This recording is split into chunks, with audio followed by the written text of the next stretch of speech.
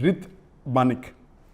Sir, I became a big fan of yours since few months. I admire your knowledge. I was a non-Muslim, now I am a Muslim by belief, but not yet official reversion has taken place. Inshallah, that too will be done. As far as Rit Banik is concerned, if you believe that you are a Muslim and you believe that there is one Allah subhanahu wa ta'ala and you believe that Prophet Muhammad is a messenger, you are a Muslim.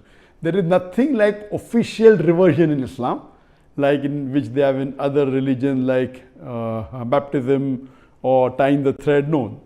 In Islam, as long as you believe that there is no one worthy of worship and there is no God but Allah, and you believe that Prophet Muhammad is the messenger of Allah, you are a Muslim.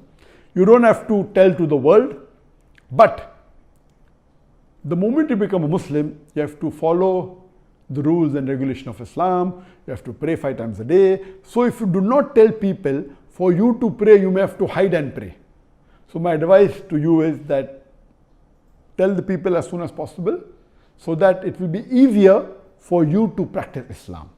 Since you believe in Islam, according to me, you're already a Muslim, but see to it that you fulfill your farais, be in the company of those who are practicing Muslims so that you learn more about the deen and you practice it. If you tell to the others, people may feel bad, may feel hurt, but it will be easier for you to practice your deen and easier for you to go to Jannah. And I pray to Allah subhanahu wa ta'ala that may He accept your efforts. All your past sins have been forgiven the moment you accept Islam, and I pray to Allah subhanahu wa ta'ala to put you in Jannah al-Firdaus. Ameen.